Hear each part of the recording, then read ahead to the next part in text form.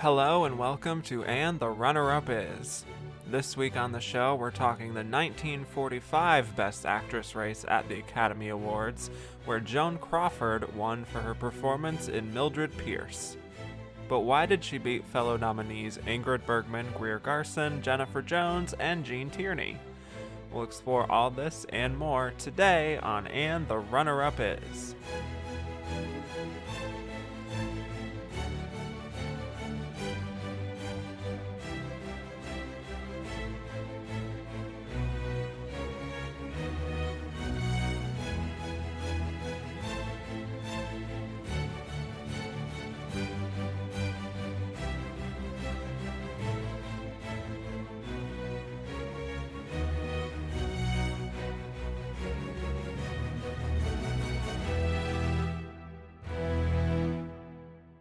Hello, and welcome back to And the Runner-Up Is. I am your host, Kevin Jacobson, here to talk about the 18th year of Best Actress at the Oscars, which covered the films of 1945. We'll be discussing why Joan Crawford won, why the losers lost, and who we think was the runner-up of this Best Actress race.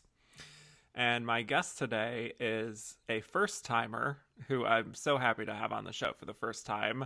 She has a few blogs on film out of the past and Cal Movies. She's written for TCM and DVD Netflix. She has a YouTube channel. I would say a true expert in classic film. Please welcome to the show, Raquel Stecher. Thanks for having me. I'm excited to record with you today. Yes, me too, very much. But before we talk about 1945, Raquel, let's talk about Best Actress as an overall category. So my first question for you is, what is your favorite Best Actress win of all time? So I like to divide the Oscar wins in like classic and more modern. So I have like one from each kind Oh, because I good. feel like the acting styles change quite drastically over time. Mm-hmm. So for me, for like the classic era, I would have to say Ingrid Bergman in Gaslight because I think that Nice. is such a fantastic film. She's just so amazing in it, and also that film is has been just so powerful. I mean, the term gaslight is now part of our everyday lexicon. And out of her performances, my favorite is Casablanca, but Mm-hmm. she won for Gaslight and it was very deserved. And for modern films, I would say Hilary Swank in Boys Don't Cry. I think Wow, that was nice. just a fantastic performance, and the Academy really likes transformations, and she had a transformation in that film. But that's just like a heartbreaking, dramatic film, and I thought she did a wonderful job in that one. Nice. Those are two excellent wins that I also love. We actually literally just talked about Ingrid Bergman and Gaslight the previous Oh, episode. nice. You haven't heard it, but let's just say I am also a huge fan of. Yeah, that's a true example of an actress winning for one of their absolute best performances, which sometimes doesn't always happen. So, True. yes. Good. Well, my other question for you on the flip side is, what would you say is your most heartbreaking loss in Best Actress? So for like the classic era, I would have to say Dorothy Dandridge. She was nominated for Hmm. Carmen Jones. That was 1954, and she lost out to Grace Kelly in The Country Girl, which I don't think. I mean, out of Grace Kelly's performances, I don't think that one maybe was the true Oscar. And I think Dorothy Dandridge should have gotten. I thought that would have been also a milestone too. Yeah. She would have been like the first like African American actress to win best lead actress rather than like Hattie McDaniel had won best supporting actress years before. So that's the classic one for me. And for modern films, I had to say Kate Blanchett. She was nominated for Elizabeth, and she was also nominated years later for the sequel, playing the same part, Queen Mm-hmm. Elizabeth I. But in the first Elizabeth, she lost out to Gwyneth Paltrow for Shakespeare in Love, which I don't is one of my least favorite performances out of the winners Mm-hmm. of that era. And for the sequel, Kate Blanchett lost out to Marion Cotillard for La Vie en Rose, which I have to say I really love Cotillard in that film. She was just so fantastic. So that was a worthy loss, but definitely Kate Blanchett and Elizabeth. Yes. Well, two things on that I find interesting is usually some people come on the show and say that their heartbreaking loss is Judy Garland losing to Grace Kelly, Oh, okay. which Yeah, is, I could yeah, see is that. very, very common. I think there's a lot of great people in that category that Yeah. perhaps deserved it more. We'll certainly get to that very soon. But and with Kate Blanchett, I'm surprised that more people haven't brought that up on the show yet. But I do think that is a very common, a little bit of a rivalry. There was the Kate Blanchett people and the Gwyneth Paltrow people, and And I was a big fan of both at the time, but I felt like Kate mhm, Blanchett was the better actress. yes. And I think probably over time has proven herself in that respect. She's Yes. gotten, what, six more nominations after that. And so there you go. She's amazing. Yes.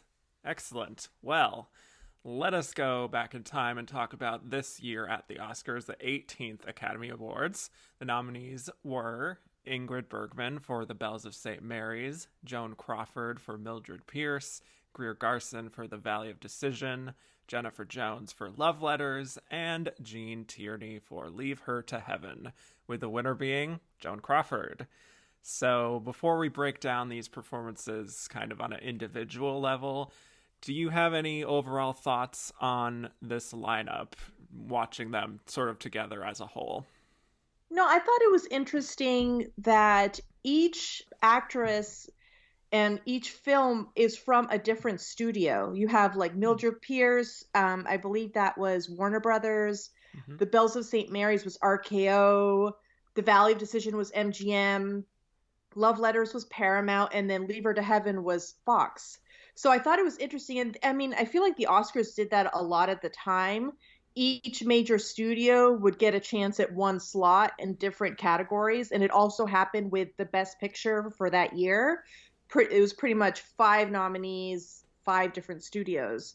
So I thought that was interesting. I feel like if you were an actress working for a studio, you had a shot at the one slot. It's like there wouldn't be a lot of repeats.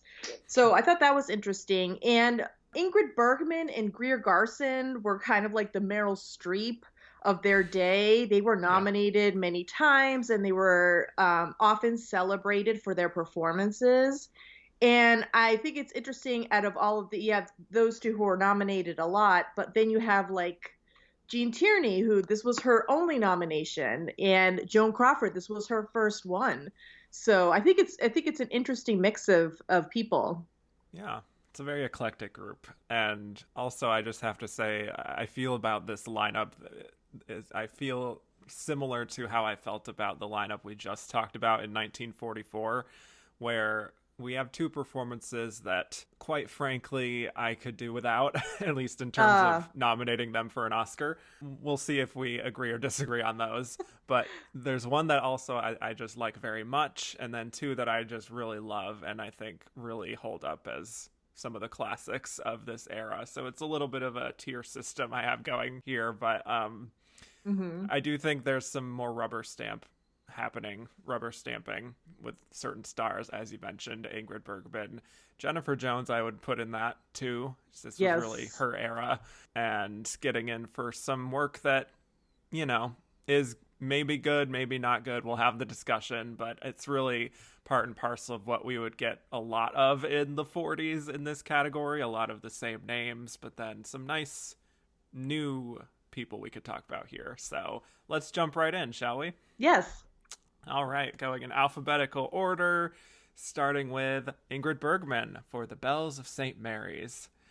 So here we have the returning champion. She won the previous year for Gaslight, and the funny thing is actually she was filming The Bells of St. Mary's at the time of the Oscars, but of course she was allowed to go, and she accepted, and she actually said, this is a quote from her, I'm particularly glad to get it this time because tomorrow I go to work in a picture with Mr. Crosby and Mr. McCraney, and I'm afraid that if I went on the set without an award, neither of them would speak to me. Oh.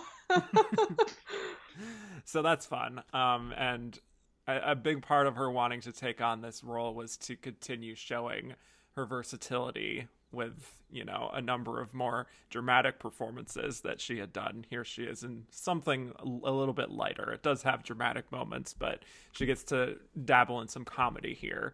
And this is actually a sequel to Going My Way, which had won Best Picture the previous year. We have Bing Crosby here reprising his role as Father O'Malley, who in this film, he's assigned to the St. Mary's Parish, where he meets Sister Mary Benedict, played by Ingrid Bergman, who kind of squabbles with him a little bit, but he also helps her and the nuns there by securing a neighboring building, which is sort of being built and will sort of act as a new school for the children. That's what they hope for.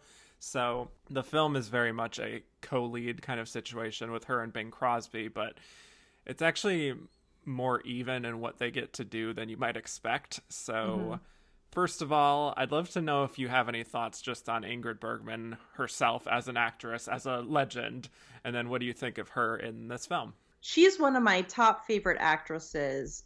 She just had this very inviting face that you just kind of want to stare at. And on top of that, she was a fantastic actress.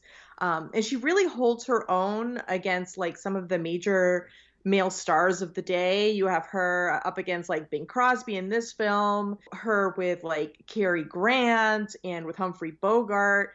And she was just so magnetic, and she was really good at these roles where there's sort of like a reserve. You have her in Bells of St. Mary's playing a nun, and she has that sort of reserve, but you could see sort of the some emotion kind of trickle out a little bit when she's like teaching the young boy how to fight, and you can see her getting a little excited. She could do those little nuances. Like she could have this sort of reserved countenance, but let like a little emotions, like subtle emotions come through. And I just think that's so fascinating to watch. Yeah, and I love her in Casablanca and Gaslight and Notorious. That's one of my favorite performances of hers.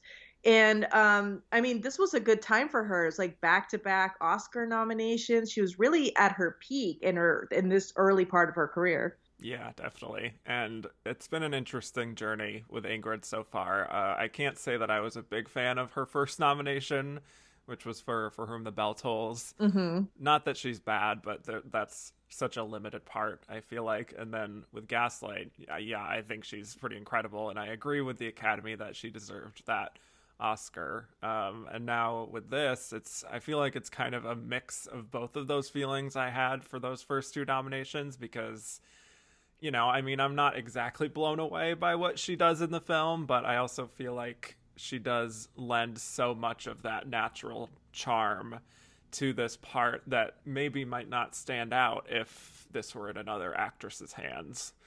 But yeah, she has such a warm presence, And like Going My Way and The Bells of St. Mary's really like tapped into something at the time, like those sentimental movies that had sort of like a religious undertone were like doing really well. So it just seems more that it's not necessarily her performance in this film, which I think is good, but more so that the Academy and sort of like the zeitgeist at the time was rewarding those kind of films. And you can kind of see that with the other nominations. A lot of them are sentimental movies.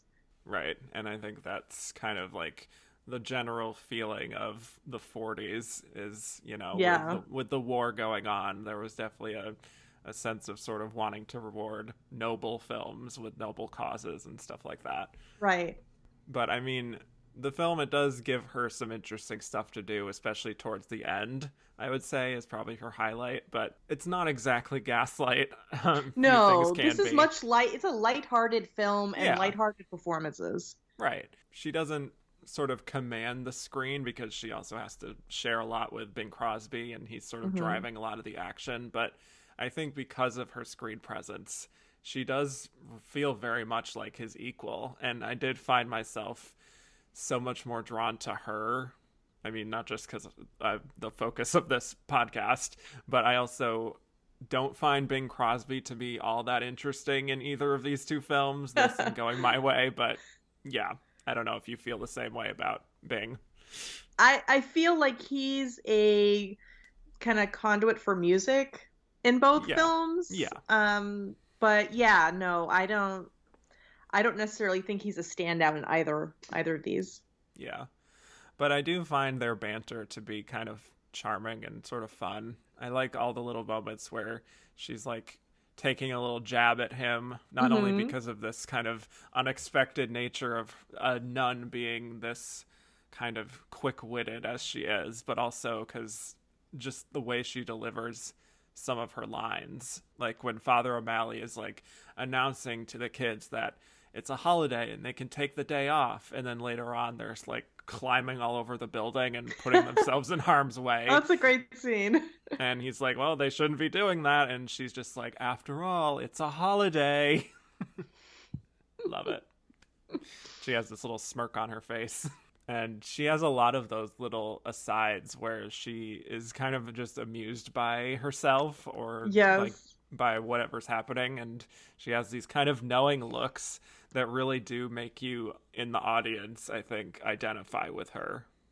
You know, that's a great point. It's almost like you're in on a joke that's Right. between you and Bergman. I think that kind of is conveyed in this. I remember the scenes where she there's the cat playing with the hat on the little shelf, Yeah. and all the nuns are kind of laughing. I think that was a great scene. Or when Bergman and Crosby are watching the nativity play.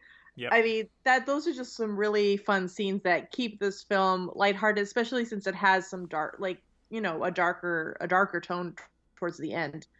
Right. And I also think it's a credit to her that, I mean, generally speaking, you probably wouldn't expect a woman of her age to be like the sister superior, maybe. Oh, yeah. She definitely reads younger, and she doesn't have that kind of stereotypical, like, I don't know, something like what a Gladys Cooper would do, for example, and something like The Song of Bernadette, or like any of her films, I guess. But I feel like even despite that, it's like those factors that you might be like, oh, she's a little too young, I don't know if she would make sense in this role. I don't think any of that really distracts you from the story just because she creates such a weirdly distinct personality. Like, I feel like I do know her. I understand her sense of humor. I get how she acts in the world. Right. And I like just the moments where she's sort of pantomiming, like when she's talking about how she used to ski to school, and she sort of like mimics the motion of skiing. And doing that in a way that doesn't feel like too forced or too artificial. And the same thing with the whole boxing fighting subplot, which is amazing. It could have been hokey, but something about her subtlety and her reserve just made it charming. Mm-hmm. And honestly, like, I think part of it is just the fact that she is a nun and she's just like dressed from head to toe, but is still so expressive with her face and her body language, even despite all of that. That just is a great image. I love when they sort of go to the shop to buy a book of the art of boxing. Oh, yeah. That whole minor storyline in that film is one of my favorites. I think it's just really endearing. Yes. Yeah, it's really fun. I don't know why. I just love anything to do with nuns doing unexpected things. I'm very excited to eventually get to... have you ever seen Come to the Stable? I have not, no. Yes, well, we have nuns playing tennis there, and it's incredible. Just saying, but you got flying nuns, all sorts of nun stuff. Yeah, we love that. But yeah, when she's sort of teaching Eddie how to fight, this kid who has been sort of beaten up on the playground, sort of thing, and she's teaching him how to defend himself. Really fun sequence for her, and again, really driving the comedy there. Right. And she's like teaching him about footwork, and she's almost like dancing with her footwork. And then he punches her in the face, kind of by accident, but there's just kind of this look of embarrassment that she has. And also, she's a bit impressed too. Yeah, right. She's like, I didn't think he had it in him. Yeah, but I mean, scenes like that, I feel like, you know, after watching even just her nominated work with Gaslight and For Whom the Bell Tolls, when you get to a scene like this, it's like, oh my God, Ingrid Bergman's also like a great broad comedy star too. Mm-hmm. And that probably impressed voters. I can see that. And then one other thing with this, I feel like the way that the film is described, just in like synopsis and things like that, is that Father O'Malley comes in and sort of has conflict with this nun. And I feel like all things considered, like they seem like they're on very good terms through most of the film, and they don't even really Yes. fight all that much. It's very gentle conflict. Very, very You're not going to gentle. feel anxious at any point, really. Right, right. It's like the one thing they seem to disagree on the most is what to do about that girl Patsy, who is Yeah. this young girl that they took in who's been raised by a single mother, and she comes to the church school, and her grades are sort of failing, and Father O'Malley wants to lower the standard so that she can still pass. And she's just like, oh, why bother having any grades at all? And that's where we're seeing, I think, some of the convictions that she has. And she does play that in a way without losing that kind of warmth that she had in those other scenes. Mm-hmm. And same thing when she's trying to sort of convince the Henry Travers character, this businessman who is sort of in charge of this building next door, that he should put it in the church's name. And she's doing the kind of thing that you do sometimes where it's like you catch more flies with honey than with vinegar kind of thing, where she's like talking about how it's better to give than to receive, and really just manipulating this conversation, being a little pushy but still very like identifiable with the audience. Like you're still on her side. She's not like the mean nun. It kind of reminds me of the story of Lilies of the Field, where you have Sidney Poitier's Yeah, character and the nuns are convincing him to build a chapel. right. I could see parallels between those two. That's true. Yeah. And we get to this point where she actually gets sick. She has tuberculosis. Mm-hmm. And once again, one of my least favorite tropes comes into play here, where the man closest to her is told about her condition, Oh, I hate that. but the doctor But it was a tells him, "Oh, reality. don't tell her." No, I know. Yeah, no, But it but drives no, me I crazy. hate it too. Yeah. Because it'll like ruin her spirit or something like that. I don't know what he says exactly, but it bothers me. But we see a little bit of her performance in Gaslight a little bit in these final few scenes of the film, where she's Mm-hmm. clearly weaker, and she physically looks like she's tired, but she's also still trying to keep up appearances.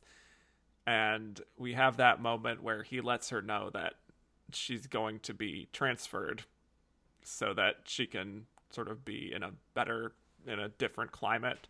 And I feel like the look on her face, that to me is the moment where she just clinches the nomination, because it's so heartbreaking.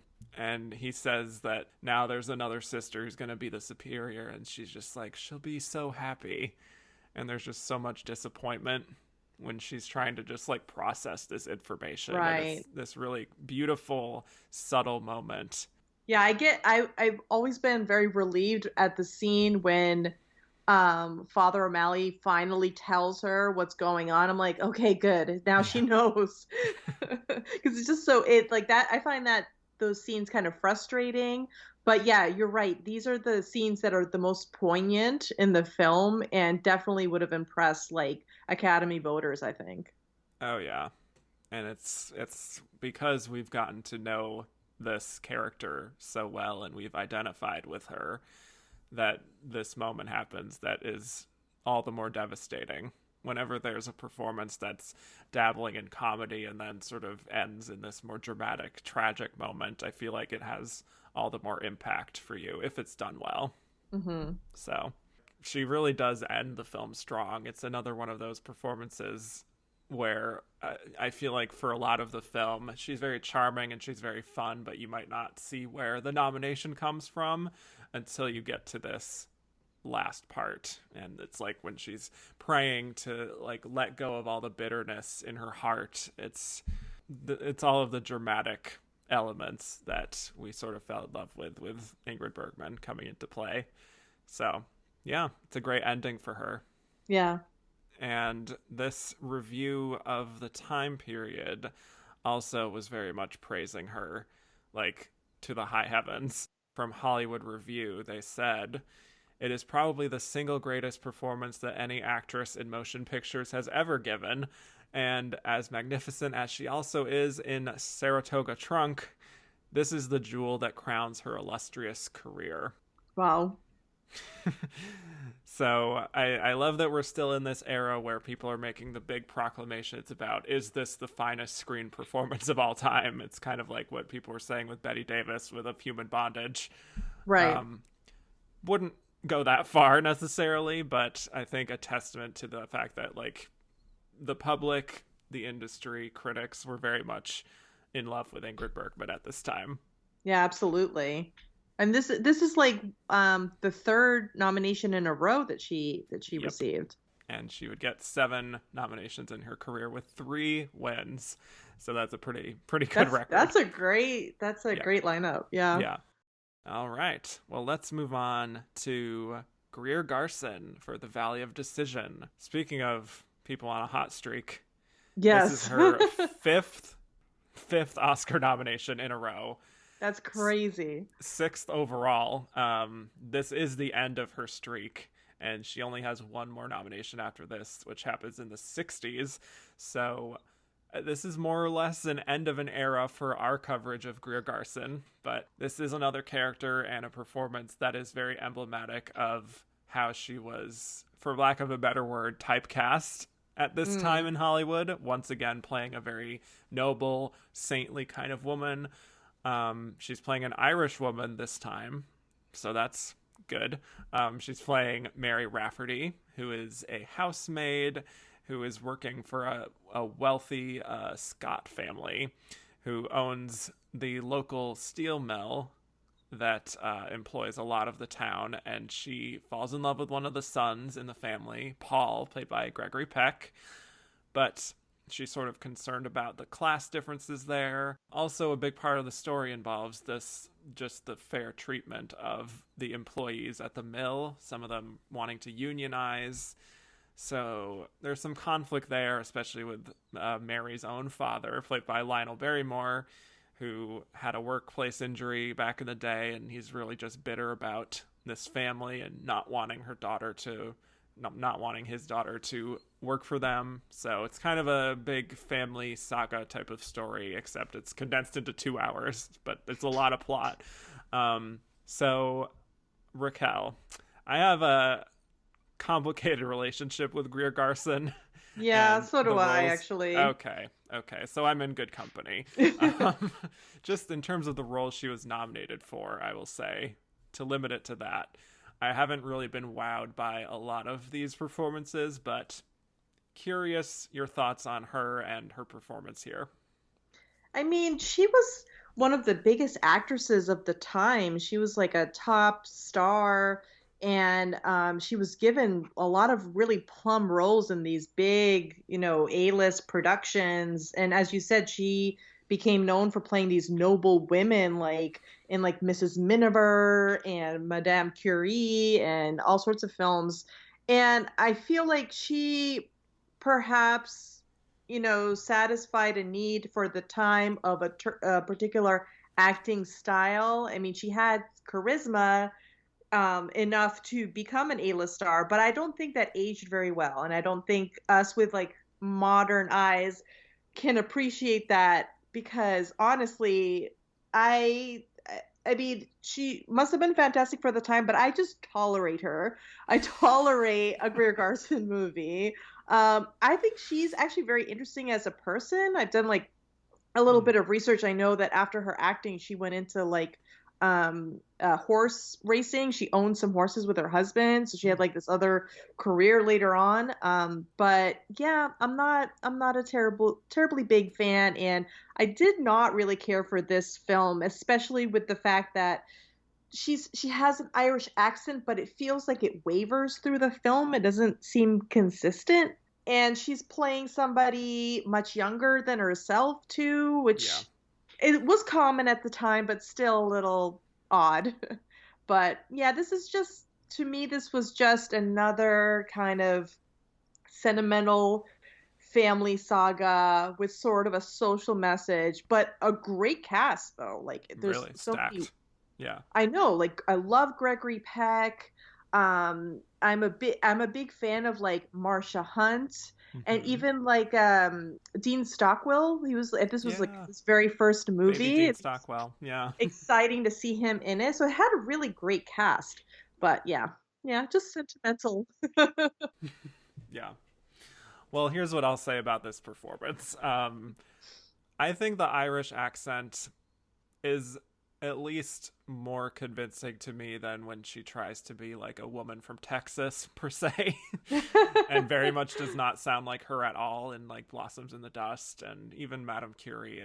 Not really, I don't know, but it feels a little bit more natural here, even though I would agree that it's not exactly the most consistent. It still feels like, this, she makes sense as a someone from the United Kingdom, at least. How about that? Um, Yes. but yeah, this is another performance that I'm just not all that impressed by the work she's doing. I still just feel like I'm on a different wavelength from what she's giving in a lot of these performances like this, where, yes, she's graceful and she has a very luminous presence to her. And I do get why some audience members would see her as a very likable leading presence and a charming person to follow. And she has her convictions, and that was very important in the 40s. So I get it on that level, but I still just feel like I'm at a distance, you know? Yeah. And a part of it is truly just the way her characters are so aggressively good. And I Yes. just don't see a lot of complexity that I look for in like what a Betty Davis would give, or even an Ingrid Bergman, quite honestly. But I mean, I do admire that she doesn't overplay things and that her style of acting feels more grounded and sort of down to earth. And she does her best to make her characters feel like real people. But this is also just another performance where I feel like I can't really read her, and I feel like I can't figure out like what her character is thinking. And I really Hmm. wish I could. I wish I could see what other people see in her. Yeah. It's a shame to me that she was cast in so many of these roles because, like I've mentioned, Random Harvest being a great role for her. And I wish she could have done more exciting roles than what she was typecast into. But seems like Hollywood, and I guess even the general public too, could only really see her in this one very specific light. Yeah, I mean, there wasn't a lot of range there. She Yeah. really was playing Greer Garson parts.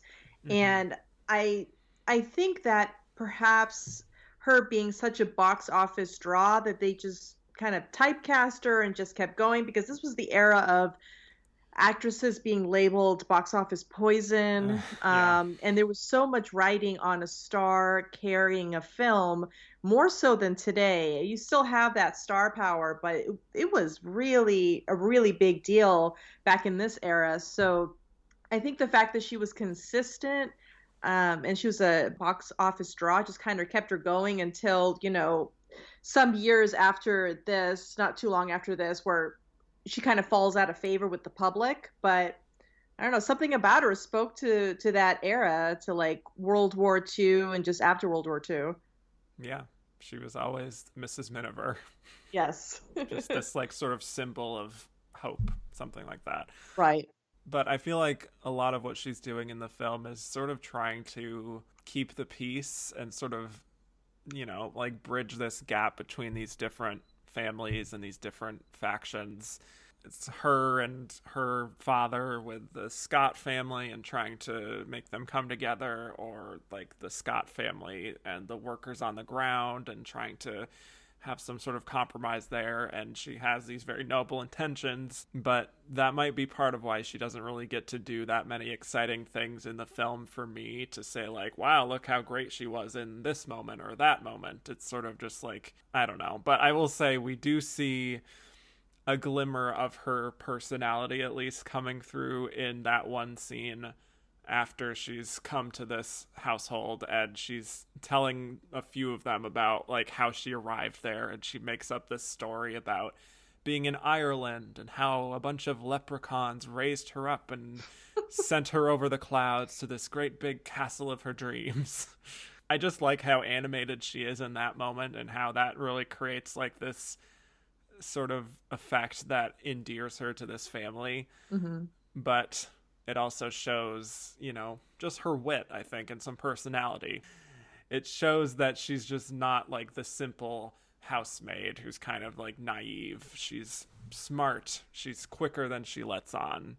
And that's, I think, what leads to some of the choices that she makes later on. But yeah, I mean, do you have any other standout moments? Well, I actually really like the scenes that she had with Marsha Hunt and Marshall Thompson. Yeah. Like the siblings. Mm-hmm. And especially with Marsha Hunt, you know, they have kind of this playful repartee that I thought was kind of charming. And also kind of like the more poignant scenes at the end with Gladys Cooper. I thought those were interesting. But she really, like, she has, like, I don't know, no chemistry with Gregory Peck. I know he was much younger than her. Yeah. But I really their romance really didn't convey through the film. And it was mostly just kind of the scenes at the house when she's working there that I felt were even remotely interesting. There's also the moment where she's singing this little Irish ballad for him on the hill or wherever that is. Mm-hmm. And you definitely see that kind of like pure spirit thing, and you can sort of see why Paul is just so enchanted with her, and the lighting is so romanticized and everything, and that's where you see the two of them falling in love. Right. I mean, I like Gregory Peck in a lot of roles, and this is a very early one for him. Yeah. But the character being as sympathetic as he is to the workers, and him being able to really switch between the different worlds depending on who he's talking to, it does sort of make sense to me that he would fall for Mary, who is also someone who's, you know, more than just a housemaid. She's more than just this role that she's been assigned. So I guess on a conceptual level, their connection does feel right. I don't know if it's the most electrifying of old Hollywood romance necessarily, but on paper they do share some commonalities. But I will agree that acting wise, they don't seem like they would be drawn to each other. I feel like there's some weird. Gregory Peck isn't quite Gregory Peck yet, if that makes sense. Right. I mean, this is like a plum role for him, especially this early on in his career. But yeah, they seem kind of mismatched. Mm-hmm. Well, she does pretty decent in the more dramatic scenes, like when he's proposing to her and she's sort of worried about being perceived as scheming or seen as a laughing stock, or basically worrying about what other people might think. I feel like then at least we get some complexity and we see her making these decisions in her mind about just like all the implications of them getting married and what's going to happen, what are people going to say, and then a few scenes later where she agrees to go off and be the maid for Constance, who is Paul's sister. That would mean being away from Paul, and I think she quite effectively communicates all the different emotions that she's feeling in that moment, and sort of just like silently coming to the conclusion that this is what's best for everyone. I'm just going to grin and bear it. I mean, that's really sort of her bread and butter right there, is just sort of stiff upper lip, grin and bear it. I will just make it through silently and I won't complain. So, I don't know. I'm just saying these are some decent dramatic scenes for her, but not necessarily like standing out in a way that makes me say Oscar nomination per se. Yeah, I didn't have a moment watching the film saying like, oh, wow, that's the moment she clinched the nomination. I really had nothing of that here. Right. I have to say, when they get to the scene where with the fight and when the two patriarchs die, like at that point I was like, oh God. I can understand for the plot why that kind of needed to happen, especially with the social message in the film. But oh man, I was exasperated when I got to that point. I was like, I'm just ready for this to be over. But It's a lot. it did give, was it Donald Crispin and Lionel Barrymore, Hmm. a couple good scenes. Yeah. What did you think of Lionel Barrymore here? I feel like he was Oh, really hamming it up. yeah, I love him in other parts, not Yeah. so much this one. There's no nuance. He's just an angry man. Yes, very crotchety and yelling all the time. Yeah. Yes. But later on, we have even more dramatic developments where Paul's mother also dies, Yes. and it leaves the mill in the hands of the children. But the mother also decides to give her share of the mill to Mary. So there's a bit of tension within the family there, very much a Howard's End kind of situation. Mm-hmm. Um, any thoughts on this ending? Yeah, I guess I don't know what to make of it. I think it's interesting because of the economic dynamic, from like how they're from different classes. So that kind of spices things up. The fact that she is now coming into some business power, but also into some money. So I think their reaction to it was interesting, but I don't know. I think it was just rewarding her character's sort of struggle throughout the film. Just, Mm. but yeah, yeah, I'm not sure what to make of it. Yeah, it's a lot. Yeah. But I also wanted to mention a young Jessica Tandy too. Also very good here.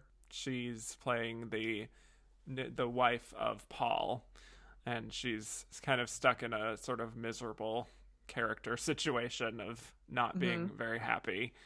But I thought she was very good here, and I actually did feel some sympathy for her, even though she's not meant to be a sympathetic character, I don't think. Yeah, no, I agree. Like she's a sort of a villain character, but yeah, you kind of feel bad for her too. I Yeah, think between Jessica Tandy and Marsha Hunt, I think those were my two favorite performances. yeah. And the fact that Paul like breaks up with Jessica Tandy, her character, and also takes her son is very dramatic and unneeded, and kind of left a sour taste in my mouth by the Yeah. end, where this is like supposed to be a happy ending because Greer is our sympathetic lead here, but like it didn't feel that way by the end. And I like Anyway. how they added that scene with Jessica Tandy and Dean Stockwell, where she kind of ignores him as she's walking Hmm. in, and he's like waiting for her embrace. That Yeah. was totally like a little bit of like emotional manipulation. You're not supposed to like this character because look, she Right. is ignoring her child, so it's okay that she doesn't get the child later. Right. It's okay that she's left alone forever. Right. Yeah, kind of bleak, but Yeah, that's pretty much I all I agree. have on Greer, unfortunately. Um, Yeah. as far as reviews, the New York Herald Tribune said Miss Garson's portrayal of Mary Rafferty is sheerly brilliant. She is profoundly convincing and dramatically effective. I guess so. Um, Okay. I don't, that to me, when I read reviews like this, I'm like, what does that actually mean? But agree to disagree. But she still was getting really positive reviews, and this was voted, in a fan magazine as the best film of 1945. So public was still on her side. But I will say I did find this interesting piece from Bosley Crowther from the New York Times, where he actually wrote a column about the typecasting. Like it was becoming very evident what was happening with her, and I would say that he really hit the nail on the head here. He said the constant reiteration of the same righteous character not only makes movies tend to monotony, but wastes the talent of a capable star. You could always count on Bosley Crowther telling you really what he thought. He's Yes, like completely unfiltered. did not So I mince definitely words. have to check out that article because I Yes, love reading his reviews. yes. But she also used that review and her own feelings to try to do different things at the studio, and she made a film called Adventure, but it did not do well. The public was not on board with Greer Garson having fun, God forbid. And Desire Me Too was awful. And Mhm. I got that movie because I'm a big Robert Mitchum fan, but they Yes. had absolutely no chemistry. And it's a pretty film. It would even be better if it was in color because of Mhm. like the natural scenery, but nah, it's not great.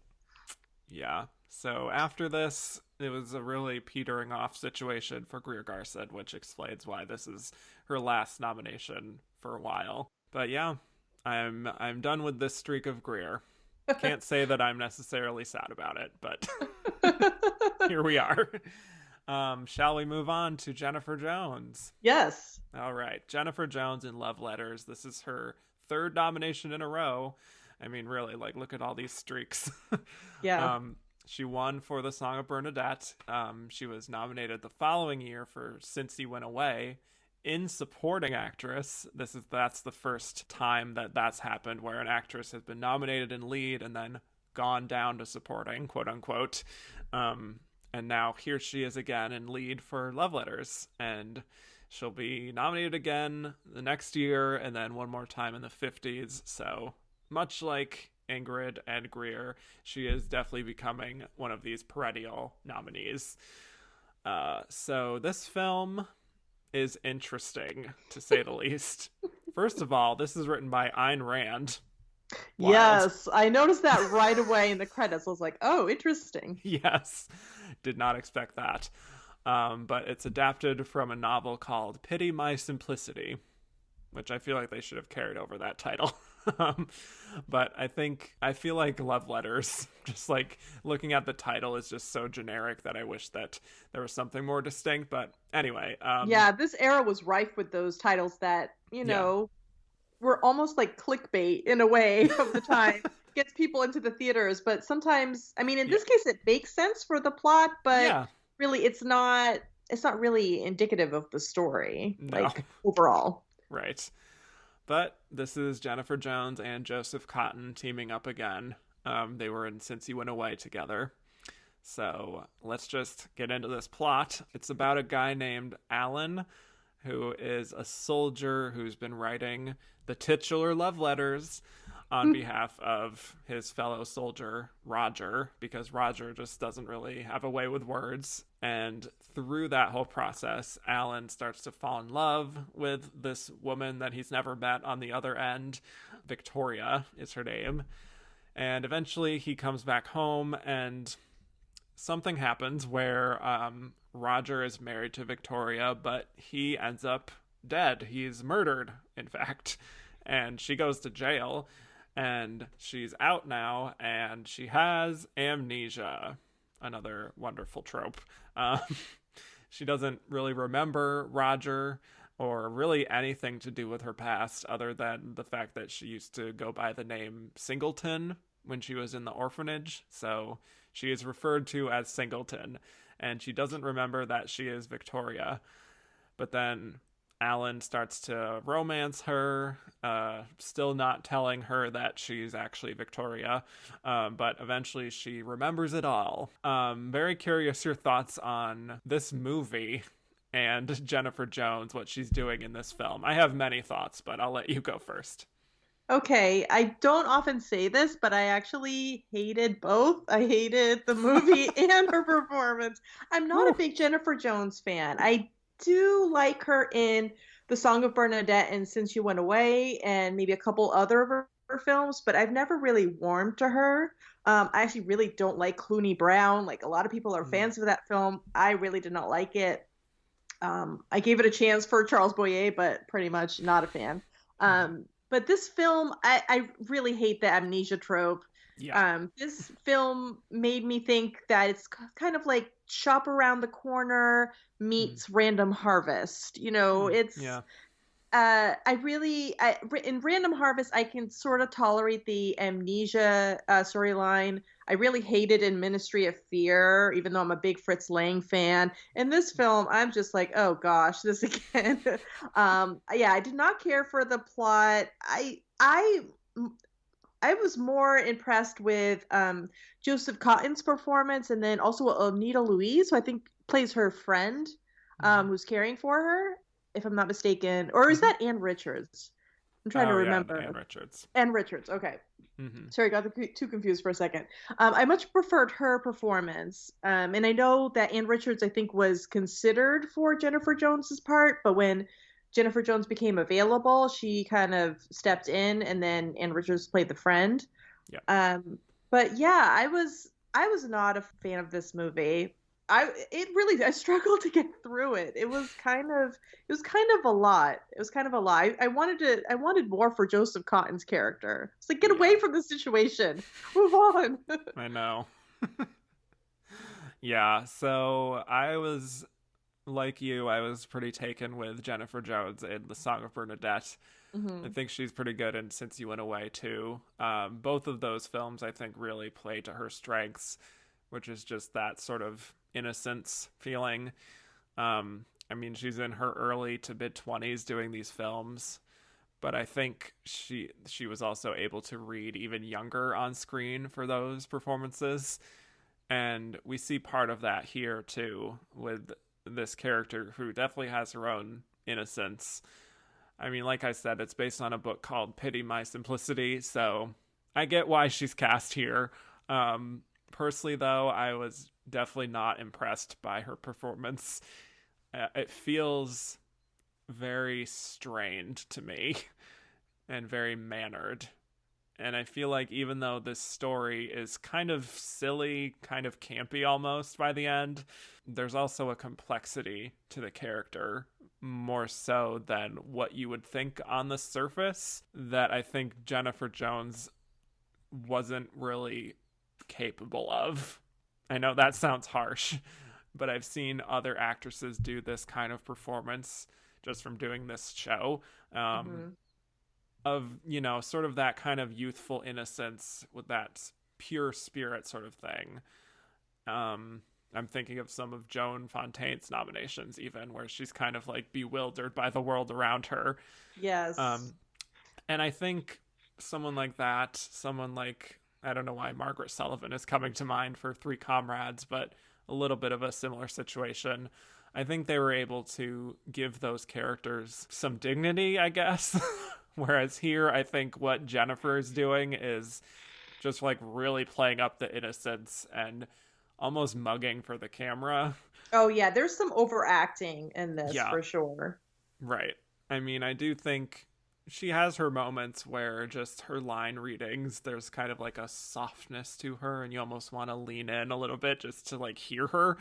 But it also feels like very stylized at the same time, and she makes this character naive in a frustrating way. You know what I mean? Yeah, absolutely. And I feel that the amnesia trope, as popular as it was around this time, was really a way to get around sort of, cheating, like any sort of like extramarital affair. Yeah. And what they do too with the murder, how they twist it at the end, because she wouldn't have been able to get away with a murder had it been really her. Especially since we're in, the throes of the Hays Code at this time, it just wouldn't have happened. So I feel like the complexities in the film were kind of workarounds, and they work okay, but I don't know. I was not particularly a fan of the storyline overall. I do have to say there is one scene where I think that's where Jennifer Jones clinched the nomination, which is when she's coming to and figuring out that she's Victoria. Yeah. I thought that was overacting, but I could have seen the Academy being like, okay, that's a good performance, where she's sort of like re-envisioning all the things that happened. But yeah. I think those moments towards the end are better for her, but for most of the film, it's just, I'd found myself pretty frustrated by just how much I felt like she really played this character in the most simplistic way, just the most surface level reading of the character. When she meets Joseph Cotton's character Alan for the first time, there's sort of like a flirtation, and she's sort of leaning, and I thought, oh, maybe there's going to be like sort of a more sexual element to her character. Nope, that disappears. No. I made note of that too. It felt like, oh, what an interesting sort of seductive introduction. She's like Yes, sprawled out on the couch and she's like, oh, I'm singleton. And it's like very sultry almost. But you're right. It just sort of, that's it. that's it. Gave me um, hope, and then that hope vanished. I know. Yeah. And I feel like some of this I just blame on the writing, which really makes her so two-dimensional, I feel like. And I think another part of it is just like the control that David O. Selznick had over her and her career. I was reading that he had like the final say on her makeup and her hair and her costumes, even though his studio wasn't even the one making this film. He lent her out to Paramount to make this film, but he still had so much control over her image and every aspect of her performance, even. So I don't know if I would place all the blame on Jennifer for this kind of forced performance that she's giving, but I do think she could have found more layers to really just show how this situation is even affecting her, like really show us the pain of not being able to remember your past. Mm-hmm. But the most we really get from her is kind of like vaguely looking out into the distance occasionally, but like I don't really get anything beyond that. Yeah, that's an interesting point. It does feel like she is pressured to really deliver for this role. Yeah. Maybe because of her previous nominations and her win a couple years earlier, and then also kind of the grooming that was happening too of her stardom. Yeah. Mm-hmm. So that could explain some of the forced nature of her performance here. I think so. You know, I mean, I know that part of the point of this is that she's kind of a blank slate because she has amnesia. And I think she even says at one point that, like, after they kiss, that everything kind of feels new to her. You know, I get that part of it, but I think she takes that feeling of being a true blank slate a little too far. And I think Joseph Cotten is fine. I don't think he's great. So in that sense, I sort of found like I couldn't really attach myself to either of these characters. Yeah. I more pitied him. I was like, please get away from the situation. Sounds like a big mess. Yeah. The fact that he kept being just drawn into her more and more, her continued drama. Yeah. I was like, okay. Is it worth it? Right. Truly, is it? And it's like you have so many of these, the most dull conversations between the two of them. Yes. That's a great point, because given the fact that they have this history with his like very flowery and intense and passionate love letters, and then their actual scenes together are like, meh. Yeah. I'm not feeling the fire. No. I'm not. But I guess what I will say as a positive in her performance is there's definitely that sense of serenity to her, which is pointed out by Joseph Cotten at one point. He uses that word, I think. And she does really control her voice, and she speaks in that almost like ethereal kind of way.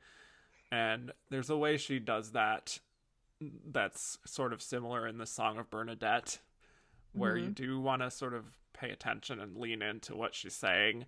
And it does work in certain moments in the film, like when she's on the stand, when it flashes back to her being tried for murder, and she's speaking in this very vulnerable manner, just about like finding love and like finding a kind of spirit in these letters that were sent to her.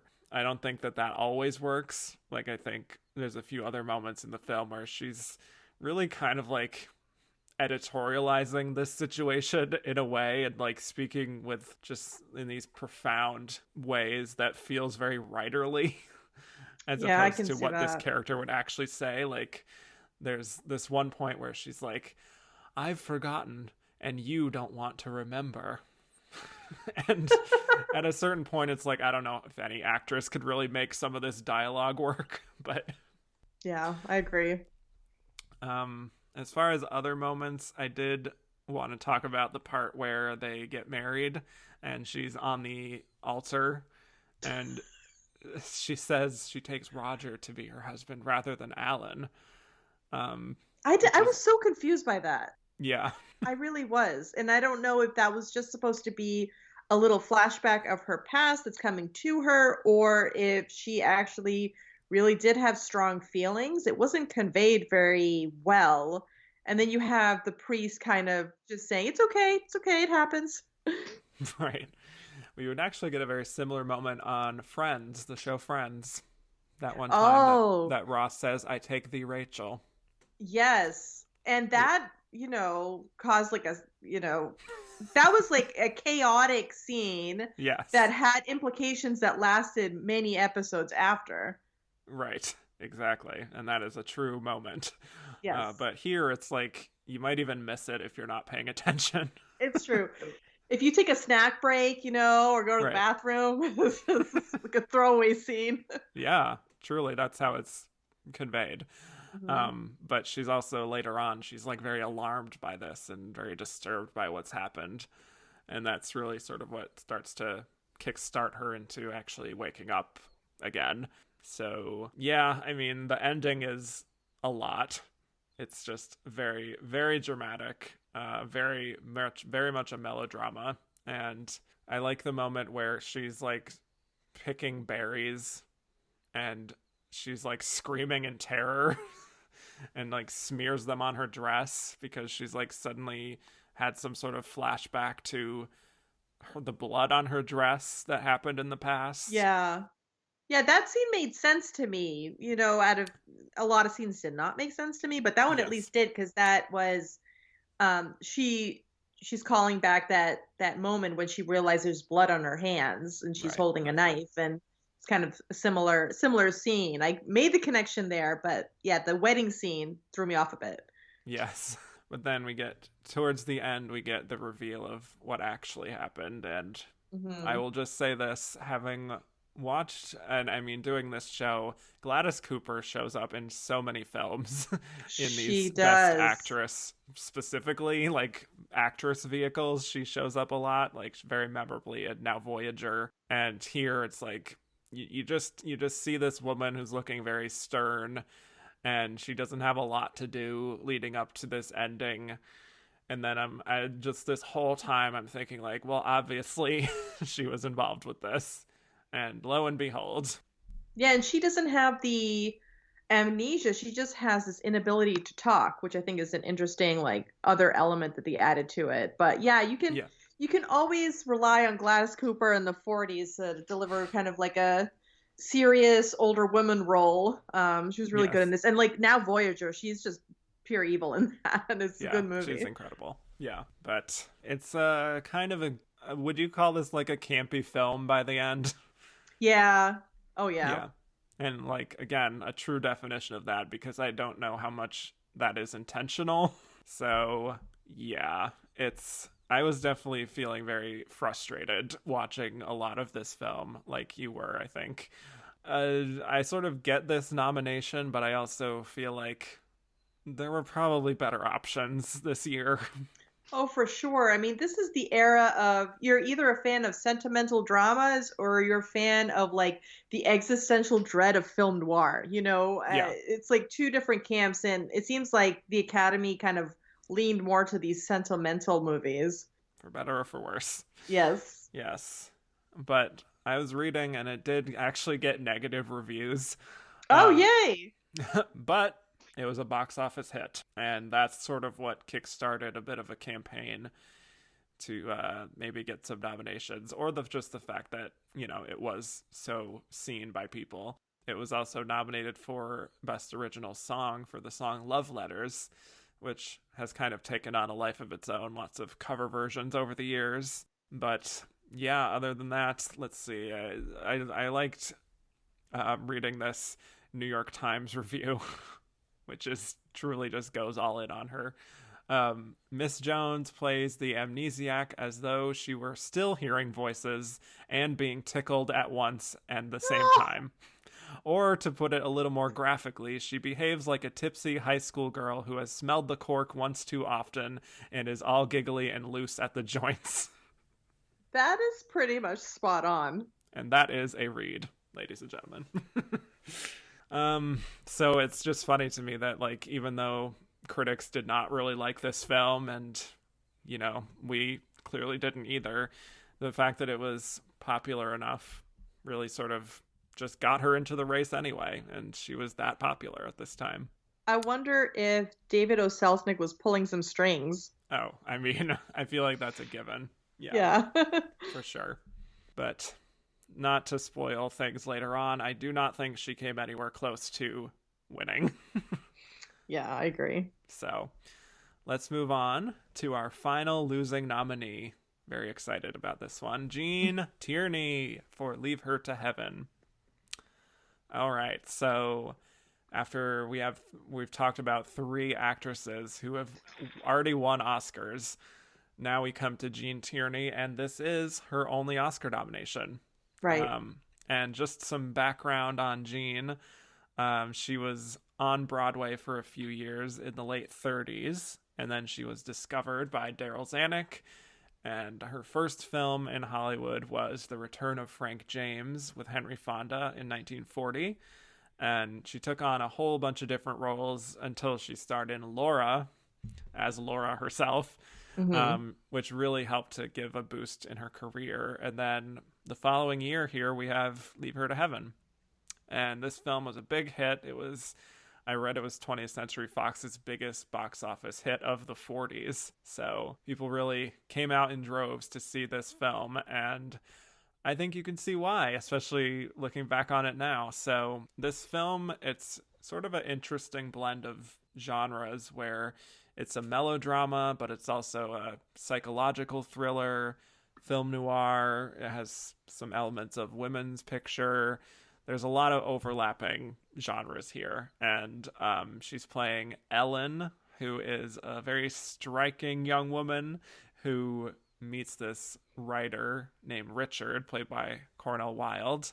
She tells him that he actually reminds her of her late father, who she had a very close relationship with, and she really becomes quite obsessed with him, and they very quickly marry each other. And after that point, she becomes very possessive and jealous.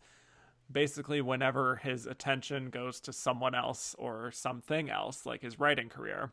We also meet her sister, played by Jean Crane, who she has a kind of fraught relationship with. And Richard actually ends up striking up a friendship with her that she becomes very jealous of, which leads to some rather drastic measures being taken. So yeah, this is one of these performances and films really that I'm very excited to talk about. Here we are. Thoughts on Gene Tierney and her performance here?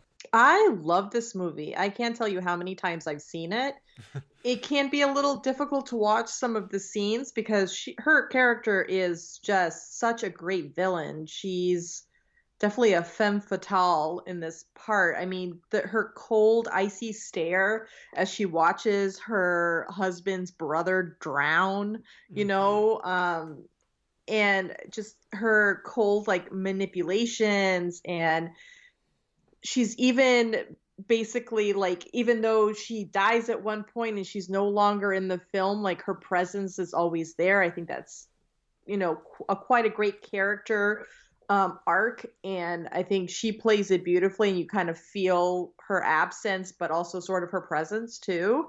And yeah, her performance is just absolutely chilling. Like, there's that scene where she is taking her father's ashes and she's spreading them, and just her determined stare. And there's even points where, you know, you feel like, oh, this is kind of maybe a little more lighthearted, and then something happens. You come to a realization that Ellen is, you know, really just awful. Like, there's a scene where she's racing 2 kids and they're swimming in like a lake or a pond, and this guy says, Ellen always wins, you know, and then you see that she does win, and that's a hint that this is a very controlling woman.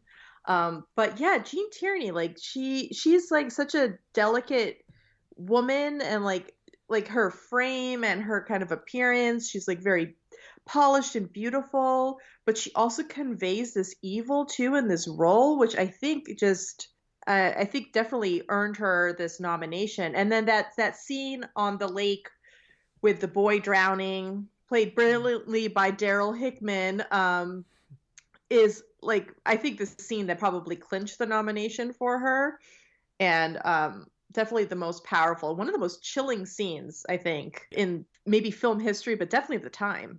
Yeah, I also love this performance. And I also think this is just also a really great example of a lot of different filmmaking techniques and crafts Yeah. really working together to create such a striking film and performance here, because I think just the specifics of what Ellen is doing and how she sort of behaves, plus how the cinematography is capturing her and the score, all of it really helps to create this very memorable performance because they're all sort of working together. But what I think Gene really brings to this role is that really chilling feeling of control. Mm-hmm. Like, she very rarely goes over the top or hams it up. Like, there is this stillness in her body language that is kind of unnerving. No, that is true. And that's not easy to do. She conveys that, that sense of control and that determination, but doesn't do it with any sort of like, over the top movements or facial expressions. It's all her cold, icy stare. Yeah. The way she like stares at Richard a little bit too long when they first meet. Yes. Yeah, and what I also love is that she never really tries to go for like easy sympathy from the audience. Right. Like, it's the kind of thing I've been talking about with a lot of the Bette Davis performances where she's so deep into her character, who is just very frustrated by being in this society that is pretty much just controlled by men, that she takes on some of these stereotypical sort of dominating traits that men have to just get what she wants. But again, it's not like she's also like winking at the audience and sort of playing it up in like a cartoonish villain kind of way. Right. She's playing just a very, very flawed human being who has these deep psychological issues that basically go back to her childhood. And that's really just informed who she is as a person. And she is surrounded by this family who doesn't really understand her, who don't seem to care about her all that much, as far as treating her issues at least.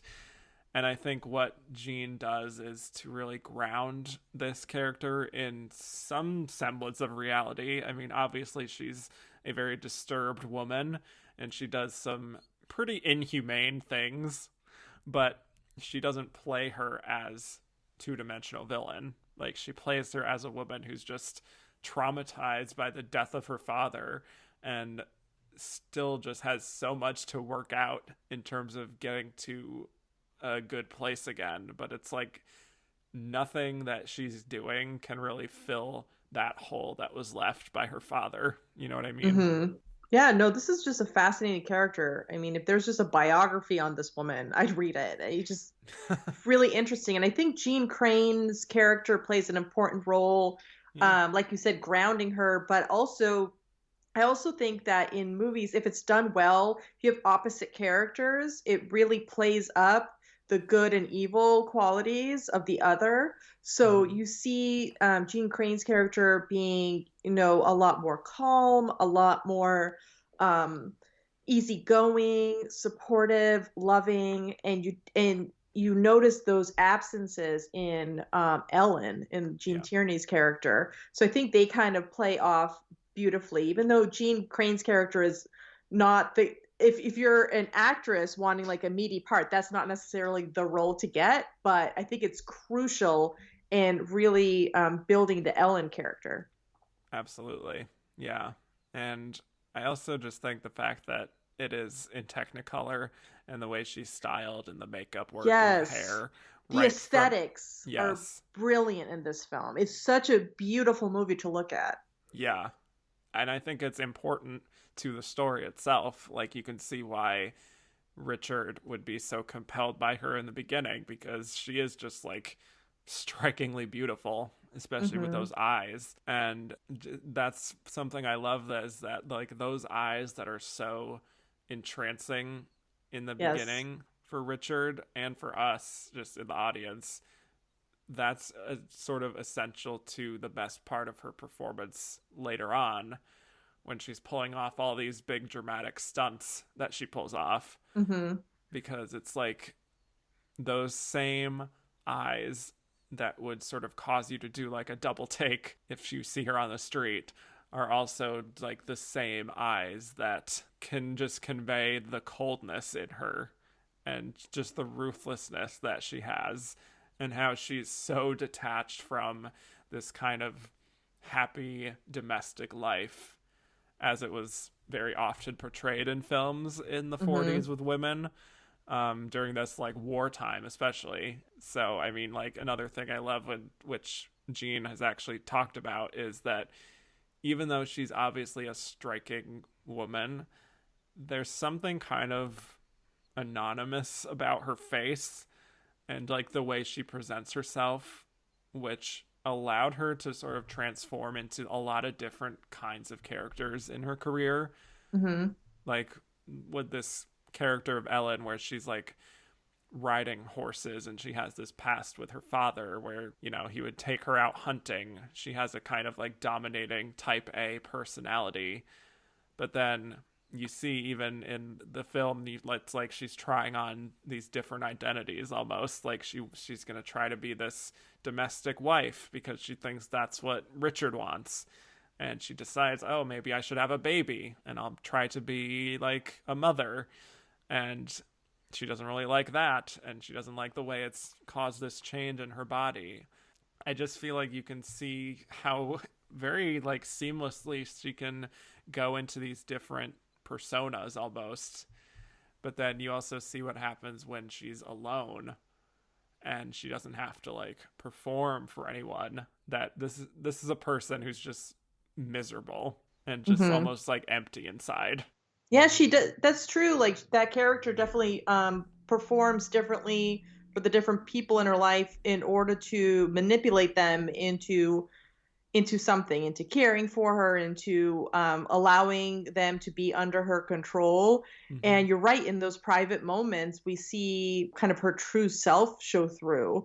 Or even the scene like with the doctor, when she's trying to convince him to convince Richard to keep his brother at that lake or the pond. I forget what it is. I forget, it had like a specific name. Yeah, you can see like her true nature come through, and then she switches back really quickly once Richard enters the room to say, "Wow, he can go home." You know, so I think that's really interesting. And another thing I wanted to point out too is the use, because this is the film with Technicolor. Out of these, everything else is in black and white. I thought it was interesting that they dressed her in pastels. Like that famous scene where she's at the top of the stairs, she's in light blue, she's wearing a lot of pink and light yellow. So I think that's really great because that's sort of a costume for her. It's presenting herself as kind of this soft feminine character when she has this sort of like evil masculine energy that she's conveying. Right. And I feel like some of that is playing into expectations and sort of Norman Rockwell stereotypes. Yeah. Just like the happy housewife, happy mother. And here she is, this just like miserable person. But then, yeah, I mean, with Richard being so just despondent over losing his brother after that incredible scene of hers that is just like truly, like, as you were sort of saying, one of the more iconic scenes in film history. She sees this opportunity to bring things back to where they were, but then again very quickly realizing just how much she never wanted to be a mother. She does not have these motherly instincts. She just wants Richard, like no one else. There's even a scene earlier in the film where she's kind of dismissing the idea of them even having children together. Like, she just wants it to be the two of them forever. Yeah, she's very driven about the fact that she doesn't want anybody else to have his attention or time. Yeah. Even if it's him having a career. Right. You know, it's really something. But I love just the conversation that her and her sister have in that room. And she's pretty visibly pregnant now, but she hates the way it's shaped her body. And I think she says something about how she just like wants this beast inside her to be dead. And her sister's like, that's a pretty wicked thing to say. And she's just like, sometimes the truth is wicked. You're afraid of the truth, aren't you, Ruth? And she reads that line in such a chilling way. And it really has so much power that she's like so convinced of this narrative in her own mind that she can't even really recognize that a lot of her behavior is a problem. It's like the problem. That she's the one who's like pushing people away. And yeah, it leads to that. And another incredible scene of her at the foot of the stairs. That's just, and the scene, it's just the close up on her face and her eyes. Yes. The way she like, it's, I will never forget that scene either. Yeah. No, that's very powerful. And I have to say too, with the scenes with Gene Tierney and Gene Crane, the one where Ruth is talking about her upcoming trip to Mexico and that back and forth and how it just escalates. Yeah. And then it kind of leads to Ellen having sort of this breakdown in front of Richard. Yes. I thought that was really powerful. And in this viewing, I really came to appreciate that scene a little more, how it just kind of builds on top of itself. Yes. I love that scene too. And I feel like she's really sort of doing some classic sort of almost sociopath behavior there where it's like this person has been caught, right? And like how they go into this big thing of like excuses and really trying to play to emotions. And all of it's just trying to like pass the blame off on something else. And yeah, this is where we really see her probably at her most animated, I guess, and sort of playing it up like she's just like a victim of circumstance kind of thing. But then it's like she's run out of excuses and we see her really snap back to that true self. And she just says, yes, I let him drown and I do it again. Oh, gosh. And watching it, like, I remember I gasped when she said that. And especially because of the way she says it, too, in that very, like, clinical manner. I had, like, a visceral reaction on this watch. Yeah, I had a tough time even just watching the scene at the lake with the drowning. I had to just kind of mute it and stop for a while. I've seen that scene many times, but... For some reason, this viewing, I was like, I don't know if I can take it this time. I'll watch it again later. It is almost like more painful when you know that it's coming and you can't stop it. Yeah. But in the end, you know, keeping in mind, this is a very old movie. I guess we'll just go into spoilers. She's realizing that, you know, Richard has grown closer to her sister and he's dedicated his latest book to her. And so she just comes up with this huge elaborate scheme to frame the both of them for her murder. And I love that even after she's no longer in the film, she really is still hanging on. Like, really, you feel her spirit. Yes. Even through all these, like, the trial and everything that's leading up to that ending. It's like she's just gonna keep haunting these characters. Just, you know, for as much as they can move on and try to be happy again, it's like they'll never really be rid of her. Yeah, she's still controlling them even after her death, which is from the grave. Quite interesting.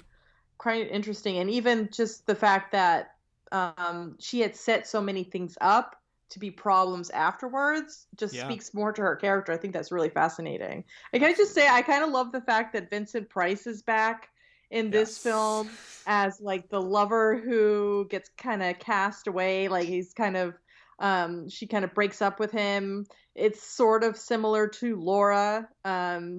He kind of plays the rich boyfriend and he's trying to be engaged with her, but it doesn't work out. And I just think it's really interesting, and how he takes over the trial I think is interesting too, because especially considering he has, you know, a vested interest in the story. I'm like, how can you be this? Seems like a conflict of interest. I love Vincent Price, and he had to deliver a lot of dialogue in the last few Oh, the scenes here. courtroom scene, yes. Uninterrupted takes. Yeah, very Yeah. impressed. Yeah, this is a fantastic film that I cannot recommend enough. I'm so happy I got to talk about it. Yes. It's one of my favorites for sure. Yes, and definitely, I mean, of the films we've talked about, like far and away, the one that holds up the most. So there Oh you go. yeah, this one is probably out of all of them the most enduring. Yeah. Yep. And the Los Angeles Times at the time said Miss Tierney enacts this sordid, virulent role in a manner that will prove strangely arresting for those who look on. It is even the kind of interpretation that may win the Academy Award. Well, it did not. But No. I agree in spirit that there's something so magnetic about this kind of performance that you very rarely would see in this time period. That is just, you could see why it would be like, wow, this is something special.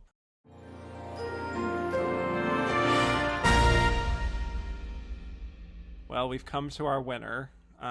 So excited to finally be talking about the legendary Joan Crawford in her Oscar-winning performance, Mildred Pierce, a movie that I love. So, first, some background on Joan, since this is our first time talking about her. She was on Broadway. She was in these theater troupes, and then she was first signed in the mid-20s, with her first film being Lady of the Night in 1925. She did a number of kind of flapper roles, one of my favorites of that era being Our Dancing Daughters, and her real name was Lucille Lesueur, but the studio made her change it because apparently they thought it sounded too much like sewer. So there was a contest to name her, which is just wild, and she became Joan Crawford. And so over the 20s and 30s, she started to be frustrated with just the size of her roles and the fact that she wasn't getting parts that she wanted that Norma Shearer ended up getting, for example. She definitely made her thoughts known about Norma, but eventually she was known as Box Office Poison, bringing that back, and really joining the club of a lot of actresses we've talked about. But she had a lot of movies, and she took a slight break before Mildred Pierce, but this was a role that she was not really sought out for, but she really campaigned to get. They wanted Bette Davis first, her supposed rival. No surprise there that they would go to Betty first for a role like this. But then they wanted Barbara Stanwyck, but she was busy. They wanted Olivia de Havilland and Joan Fontaine, but they were too young. Eventually, they landed on Joan. So let's talk about it. Mildred Pierce. It's based on a novel. It tells the story of Mildred Pierce, who is this middle-aged, middle-class mother of two, and she separates from her husband, and one of her daughters is Vida, who is probably the biggest spoiled brat in the history of cinema. Absolutely. Who just hates her mother for not being richer, basically. And Mildred just does everything in her power to make her happy, including starting up a restaurant business that becomes just very successful. And she meets a guy named Monty, who she has a romance with, but he also ends up being kind of a leech on her. So really, no matter what Mildred does, she can just never please her daughter. So what do we think of our winner here, Joan Crawford and Mildred Pierce? So Joan Crawford was really the queen of reinvention. Like you had Yes. said, she had gone through different phases. Like she was the flapper, she was the career girl, she was named Box Office Poison, and then she made a comeback with the women. And I think it speaks a lot that she campaigned for this because this role was really suited her because it would usher her into another phase of her career, but it was also almost autobiographical. Like she was at a time she was this like I had read somebody said that she was like a strong woman struggling against like misfortune and the wrong men, and she was going through that same thing. She was going through, I think, a divorce at the time. And then she would be best known, unfortunately, later for the whole mommy dearest and her relationship with her daughter, Christina. So I thought that was really interesting. But I really love her performance in this. Like she's quite reserved. She really conveys sort of this determination and this melancholy at the same time. And I think too, this character is really interesting because she is obsessed with her daughter, Vida. She will do anything. And even once the younger daughter dies, like the focus here is on Vida. And it could have been over the top.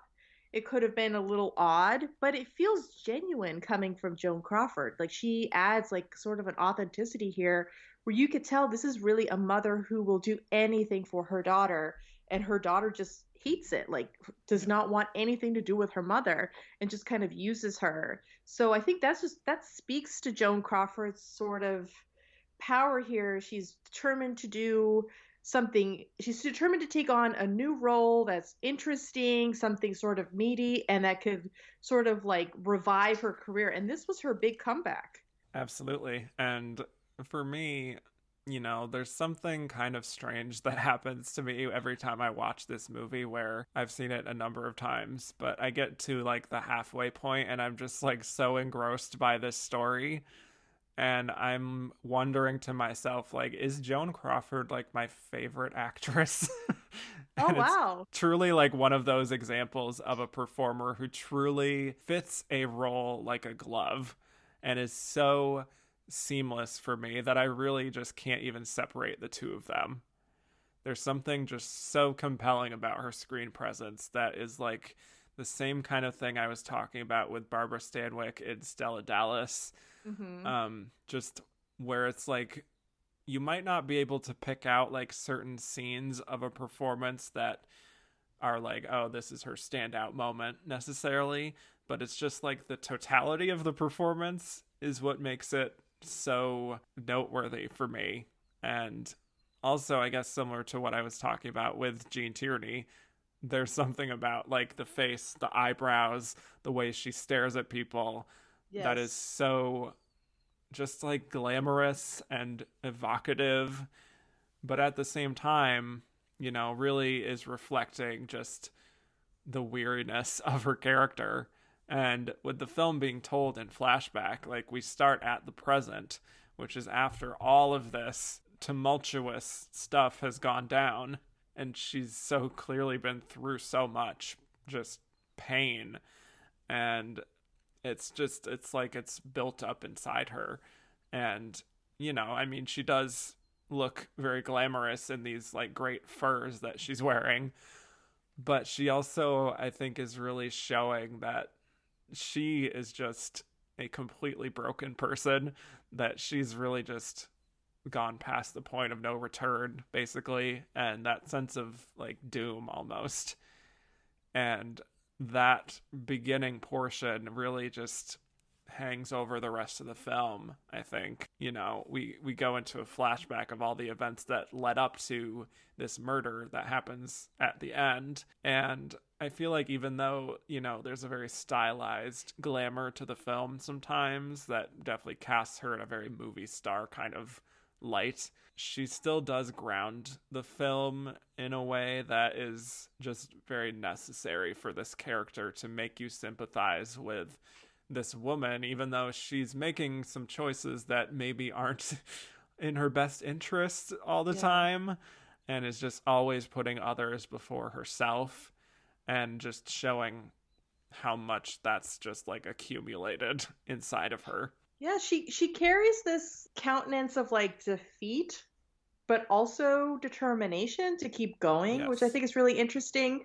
And also, I like the fact that it's sort of a rags to riches story. I mean, she's like rags to riches in terms of like her background and how she got to marry the Bruce Cabot character, and oh, sorry, not Bruce Cabot, Bruce Bennett character, and then she kind of, when they get divorced, she kind of goes back to rags in a way. She has to be able to afford Vita's lifestyle. So she becomes a working woman. And those scenes where she becomes a working woman and she pursues her goal of opening this chain of restaurants, that's the happiest you see her, when she's Yeah. working and being independent. And really, the scenes where she's defeated is, with all these manipulative men in her life, and then Vita's character. So I think she shows that she has like this sort of regalness, but also this sort of joy too in different scenes. So there's quite a few things going on here, and she conveys them really well. And I like what you said about it's like the totality of her performance rather than Yeah. like one or two scenes. And I think it's true. I think she's just very consistent through the whole thing. Right. But also, as you're saying, kind of showing the different sides of Right. where she does feel happier. Yeah, the And scenes with her and Eve Arden are some of my favorites because yes, she kind of lights up there. I would watch an entire sitcom of just the two of them running this restaurant. Oh, that would be fantastic. Yeah. But yeah, I mean, I also feel like there's something about Joan where, it's clear that Mildred cares very deeply about her children and just their well being. But at the same time, there's a little bit of a coldness there and a distance that actually does help to make the performance work. I think on multiple levels, actually, where she doesn't quite get along with Vita, and it feels like she has to like really put in effort to try to get along with each other. Hmm. But then at the same time, it's like that kind of distant feeling might be part of why her daughter doesn't really feel comfortable. And I mean, obviously, Vita is just like a monster and completely self interested. And I don't want to say that this is all Mildred's fault that she is the way that she is, but there's like that weird sort of tension between the two of them that really makes you feel that conflict on a deeper level. Like they really are showing how sort of far apart they are from each other, you know? No, it's true. Like Mildred has to become more unavailable to give back to Vita, Yeah. to pay for her singing lessons and to pay for this lifestyle. But that creates even more distance that was already there, given her unavailability. I'm remembering the scene where Vita's basically saying, "Oh yeah, I got married." Oh, and I didn't feel I could tell you. Yeah. So that's interesting, and you know that Mildred is doing all these things for her daughter, but you know it's not gonna work. You know that these are not the things that she should be doing to sort of develop this bond with her daughter, because it's just not. Her daughter is just very vain. But Yeah. yeah, but then you sympathize with Mildred because she's trying so hard and nothing's panning out. Yeah. I mean, actually, to bring it back to Stella Dallas, it's like that relationship there where it's like Stella doesn't really know why her daughter is growing distant from her, and she just only wants what's best for her. And Yeah. there's something really heartbreaking in that feeling of almost like a helplessness of really not knowing what to do, not knowing why her daughter treats her this way, and that like even when she tries to make it all better and to be in a good place with her daughter, it's just never going to be enough. And at a certain point there's only like so much you can do, which is what Mildred ultimately gets to that place of feeling like I'm done. Like I can't do this anymore. I can't get Right. you out of this, as she says at the end. So that's part of like the emotional core that I've always attached to with this character. That feeling that like even though we as an audience know that she's making decisions that are just not going to help the Right. situation, the problem is that she's so desperate to fix the situation and she doesn't know that what she's doing is making it worse. It's true. Like the intentions are good, but the outcome is bad. Right. So I always sort of sympathize with that kind of a conflict personally. But I mean, she also gets to really have a lot of good moments too throughout of like obviously the moment towards the beginning where Vita just like insults her for taking on a waitress job and she slaps her She does Yes. like a slap. Yeah, there's those two great slapping scenes in the film. Yes. Yes. But again, these moments where even though like this is like domestic physical violence here, it's like you understand why these things are happening. It doesn't feel out of place. Right. It feels like just things got to a boiling point and Yeah, then something had to happen, and the visual representation of that is a slap. exactly. Can I just add that Yeah. I mean, I've seen Mildred Pierce many times, but I saw it at the TCM Classic Film Festival years ago, Hmm. and it was at the Egyptian Theater in LA, and Anne Blythe was there, and Robert Osborne was presenting. And I remember her talking so nicely about her relationship with Joan Crawford and how she had such a great time working on the film. But also when we were all watching the movie, those slap scenes, the I forget if we applauded or cheered, but we all like the audience just erupted in both, especially the second slap scene. So there's still something that can like conveys to like the public now, even viewers years later. There's something really powerful about those scenes, and this is this movie. It really, like Leap Her to Heaven, it has some longevity. It really does.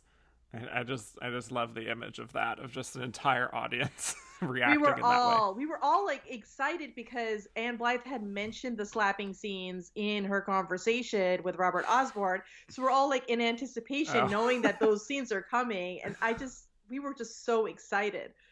Oh, I love that. But I really like the one towards the end of Vita slapping her mother, and just the look of there's like so much going on with Joan in her face, and just almost fearing her own daughter, Right. and also just being like the indignation of it all, of just of the fact that they've gotten to this situation, and she tells her to get out of the house before she kills her. It's just like, such a fraught emotional boiling point. And I feel like it's just a very well modulated performance where she never overplays anything. She never underplays anything to the point of not caring about this character. It's just like she finds the exact right tone for pretty much every scene. I mean, Yeah, there's that's also true. scenes where she's like, being romanced by Monty, and she's towards like the fireplace, and she has her hair down, and she's like presented as like, so much happier and almost like a sexual light, and is so much more open. And so you get all of these different kinds of scenes. There's another scene where she's talking with the mother of a guy who wants to marry Vita, Hmm. and she doesn't want her to be in her family, basically. And Mildred just like goes back at her and is just like, having you in my family is a pretty dismal prospect. Good It's afternoon. such a great clapback. Yes. But like, she just knows the right pitch for every scene to just play it for maximum impact. And I feel like True. that speaks to what you were also kind of saying, with just the level of control that Joan had over her own image and her own career is just, you also see in her performance here, where she's studied this very intently, and she knows how certain scenes will play to an audience Hmm. without, but still not like making it obvious in a way, so I think it's just, obviously I love this performance. Yeah, no, I think too, since she was kind of at a down point in her career, she had nothing to lose, so Right. she could really kind of be bold with her choices in how to play the different scenes, and I think that comes through more than like Jennifer Jones, for example, who might have felt a lot of pressure to deliver and kind of overdid it in Love Right. Letters. But in this one, Joan Crawford really wanted to play this part, sought it out. She really battled with Michael Curtiz during the filming. Yeah. Like, she really wanted to approach this role because she really just kind of craved it. And yeah, it just ends up being like such a magnificent performance. Yeah. So, and I think she definitely knew that this was her one big shot again. Hmm. Like, if she blows this, then it's over. But clearly she didn't. She delivered probably I mean, I haven't seen her whole filmography, but one of just truly a defining performance of her entire career here. So, No, it's true. yeah, This is one of the great comeback roles. it really is. Yeah, Yeah. this and like All About Eve with Betty Mm-hmm. Davis. Like those are the Ironically, yeah. yeah. And then again for the two of them with Whatever Happened to Baby Jane. Yeah, it's true. And you know what? Comebacks don't really happen these days. I feel like Yeah. actors and actresses don't really have to come back from anything. They can like maybe go into retirement and maybe come back for a role, or they can pivot to from like big blockbusters to maybe something smaller. But Yeah. comebacks aren't really a thing. But back then, stars held so much power, and studios too held power over them, and if you didn't deliver, you were just kicked out. Your contract wasn't renewed, or you were like labeled box office poison. So there was a lot bigger stakes too. So the fact that she was able to pull this off is quite a feat. Yeah. And she really had to pull it off multiple times in many different avenues of her life. Yes, So it's true. it's a truly like, a remarkable story, Joan Crawford. So Yeah, and just like her character, she was rags to riches as well. Like exactly. she came from humble beginnings and really transformed herself. So this is almost in a weird way autobiographical. Yeah, which makes the winning here all the more special, I feel like. Yes. So the New York Daily News really praised her, saying, "It gives me pleasure to report that Joan has come back for a second try at the screen, minus the old glamour and with added poise and greater flexibility as an actress. She gives the best performance of her career." Agreed. Um, and Yes. really just had a lot of the press really just like, I mean, this is also a classic situation of the press being invested in a comeback, Hmm. and really wanting to write up, oh, we love her again. Like, here she is. She's arrived with the best performance. Who knew that she could pull this out of her? So let's transition into why she won this Oscar. Just for a little bit of background, apparently she had hired a publicist who had a conversation with a producer on the film of just about her performance. And they passed it on to Hedda Hopper, who wrote about how everyone is buzzing about Joan and Mildred Pierce. And it really just started the ball rolling on this big campaign for her and the film. And she did a huge number of interviews where she talked about how she was so much happier now that she was at Warner Brothers because she had recently departed from MGM. So she really knew that, again, like this was her opportunity and she was going to take advantage and talk to anyone who requested an interview for her. So why do you think that she won over this competition? What do you think? I think it's interesting. I think the comebacks were such a big thing back then that they were quite celebrated, especially after being called box office poison. So I feel like there probably was some celebration in the fact that kind of Joan Crawford really just launched a pretty much whole new career for herself, and Mm-hmm. that could be one of the reasons that she got this. And I think it's interesting. This is kind of a darker noir in a way, and noirs weren't really favored a lot by the Academy. So I think that kind of stands out that her performance was so good that despite that, a noir kind of makes it to the attention of the Academy. Hmm. And yeah, I think partly because she had nothing to lose. She really cared about the role. She really put a lot of really a lot of thought into her performance, and she really fought like through the whole process to basically take control over her performance and her image, and it just kind of all worked out. And I think that was conveyed to critics and to people, and it clinched her the win. Yeah, I think that's right. I think that Oscar voters and the press and a lot of us, even just Oscar watchers and movie fans, do enjoy a strong narrative Hmm. behind, wanting to give someone an Oscar. Doesn't always work out, but in this case, I feel like it was just a true example of all of the right elements coming together for her.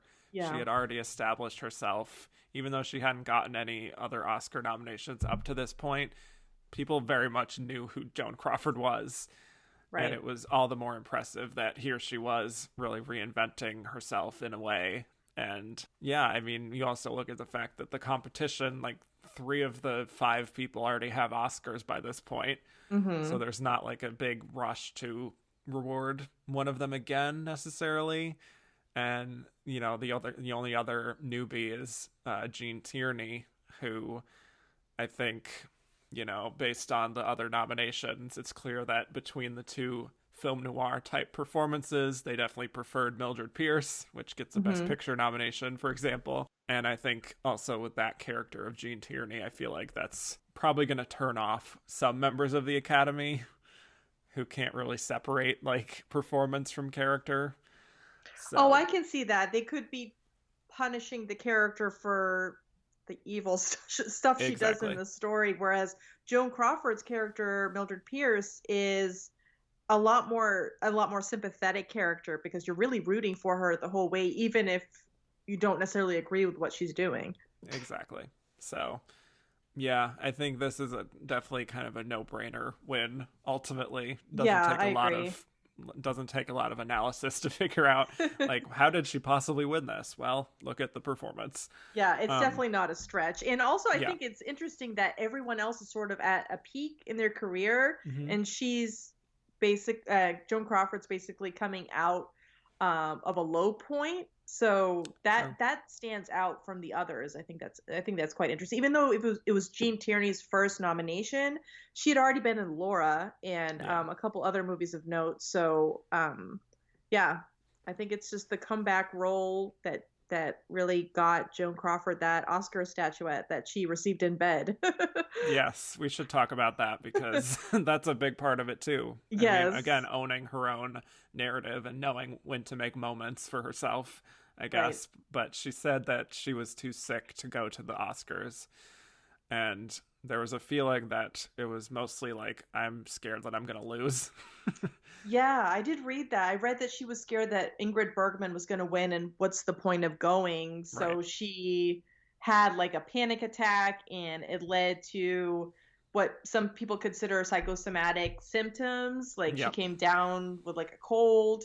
And those are real things. Psychosomatic symptoms definitely do happen, especially when there's a lot of stress and anxiety. So I can see that. And then there's that famous picture of her holding the Oscar in bed, which is just like a big moment in Oscar history. Yeah, and apparently when she found out that she won, like all of the illness seemed to have disappeared. Yes. And she was so happy. She just like leapt out of bed and put on makeup and got the camera crew ready and accepted the Oscar from her director himself. Who battled with her the whole time. I thought that must have been an interesting dynamic. Exactly. Yeah. And she gave a speech and said it was the greatest moment of her life. So, I mean, it's not the first time, or it's not, I mean, there were many times where an actor or actress didn't show up to receive their Oscar, and some have turned them down, but this one to me is the most memorable of the of somebody not making it to the Oscars. I always think of this one first. Truly, yes. And as it was reported, as I was reading, the picture of her in bed with her Oscar is the image that made the newspapers. And, like, in a sense, basically just pushed all the other winners out of the way. Because usually they have, like, a group shot of all the acting winners together, things like that. But no, it was just her in bed with her Oscar, smiling away. Yeah, that's an iconic image. Yeah. I mean, the woman knew how to get people talking. Yes, she knew this was her moment, and she just seized it, and I love her for that. So let's get to some Twitter questions. We got a handful here I want to just speed right through. Christoph N. said, "Are you a bit relieved you won't have to cover another Greer Garson performance until 1960? Yes, I am. And I wouldn't have that much of a problem with her, like I said, if there was some difference in these performances and, like, the types of characters she played. But this truly, like, I feel like I've been on a rerun since 1941. So I'm relieved. Yes, all due respect to Greer Garson. I don't blame you. Yes. We're moving on to some other actresses for once. Zeta Short said, is Paul from The Valley of Decision a sociopath? Oh, I don't know. I wouldn't go that far. But I didn't think of that. I mean, in what way? Because is he, I don't know, trying to, I don't know, like, yeah, I'm so confused. I'm trying to think like how he could be a sociopath. Is it just he is not very feeling about maybe some of the other characters who are important to him? He doesn't react emotionally, or I think also just the ending does leave a bit of a sour taste, like I said, in terms of straight up abandoning his wife and taking their son with him. Yeah. That would be. Yeah, I think I would have to lean on that in order to classify him in that way, because that is pretty cruel. Yes. So maybe. I don't know if he is as sociopathic as Ellen from Leave Her to Heaven, but oh no. Yeah. So Luke Val said, assuming that Ingrid Bergman was the runner-up to Joan Crawford, well, we'll see in a moment what we'll say there. Which of the others do you think squeaked their way into the 5th spot? So in other words, who do we think was just got in and as a 5th place nominee between these few? Oh, Jennifer Jones? I could see, Jennifer Jones.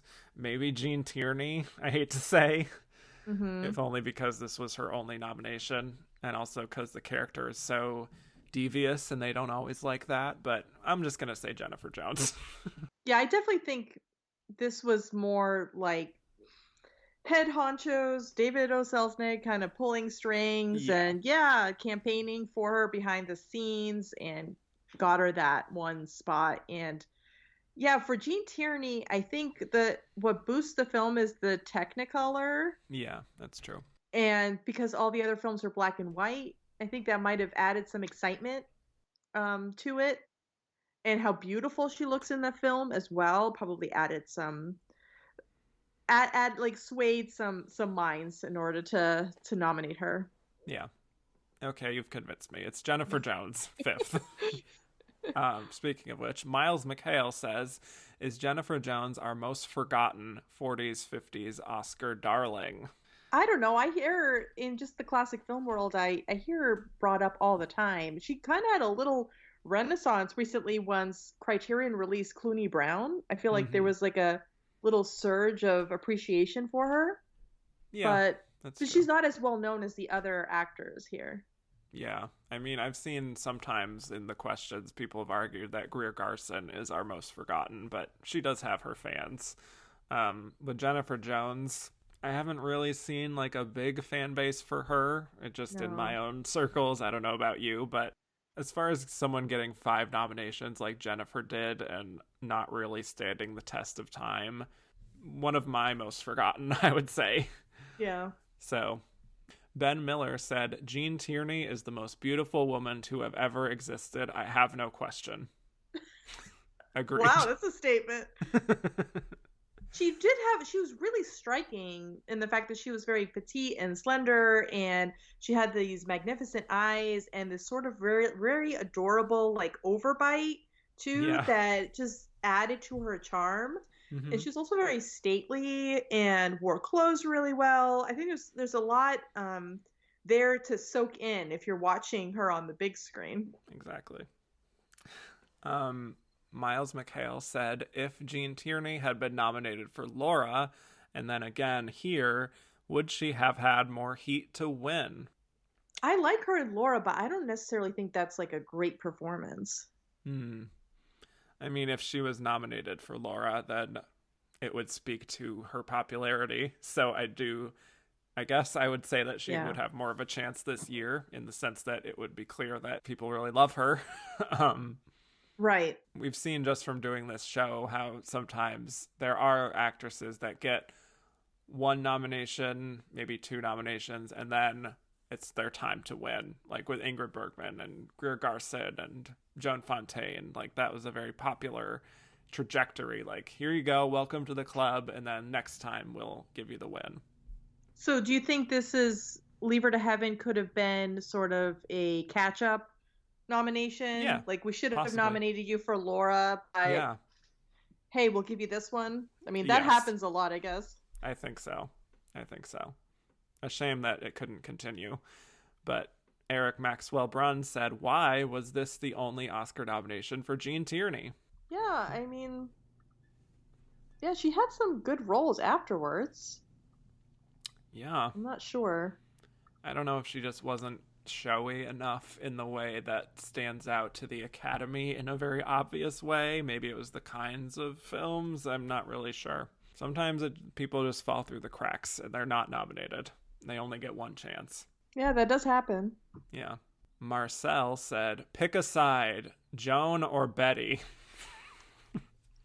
Oh no, don't do that to me. I can't. They're both just fantastic in different ways. Yes. So your answer is both. Correct. Yes. I would say overall probably Betty for me, but that question does become more complicated having just rewatched Mildred Pierce.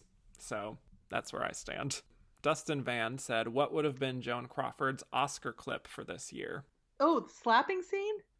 Yeah, I could see that. Certainly would Because be. of her expression when Yes, she gets slapped, like that's a really great expression. It conveys a lot of emotion. that's true.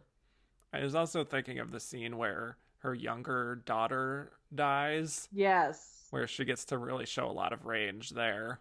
Maybe that.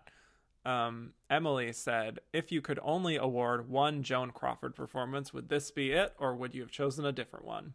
This would be it for me, Yeah, personally. this would be it for me. I mean, I could have seen her if the Academy liked comedies more, I could have seen a Best Supporting Actress nomination for the women because I think Sure. she's just so fantastic and feisty in that film and it's such a Mm-hmm. great supporting role. But otherwise, I think for her lead roles, definitely Mildred Pierce. Definitely. And then two more questions here that are just about snubs. Andrew Carden said, thoughts as to why Betty Davis missed for The Corn is Green? And Miles McHale asked the same question because there's two of her co-stars that get supporting nominations, and Betty Davis does not make it. Yeah, I actually own that movie and I have never seen it, so I really Oh, can't speak on it, but I'm not sure. well, I haven't seen it either, so here we are. But I don't know, maybe just generally, fatigue over nominating her so much. But it's a fair question considering apparently she did like transform for the role and it did get those extra nominations. But yeah, maybe they were just like, okay, we need to start to move on to rewarding some new people. And I'm not really sure how nominations worked at that time, but perhaps the studio, oh, was this a Warner Brothers movie? And the other Warner's brother movie was Mildred Pierce, right? Yeah, So right, that's maybe it fair. was between those two, and they felt that Mildred Pierce performance by Joan Crawford was the stronger one. That's a very good point. Yeah, I could see that. And last question from Kieran from Best Picture Cast. Could Jane Weinman have worked her way into this lineup for her work in The Lost Weekend? I love that movie, and that won quite a bit that year, right? Yeah, Best Picture. Best Picture, Best Actor. Yep. Um, but I think Ray Milland is the reason that movie does so well, not necessarily Jane Wyman. Correct. Um, so I don't know. I think that might be a stretch. Yeah. I mean, she probably was in contention. She's in the Best Picture winner, but her time would come. I don't know if I would nominate her for this, but yeah, it really It is might be like too so. early in her career. Like she has Yeah, those great later roles. right. But yeah, this is so much like the Ray Milland show that she was probably overshadowed with Yeah, I can votes. see that. I can So, see that. all right, well, let's get to our final segment where we will discuss whether which of these other contenders could have been a runner-up to Joan Crawford.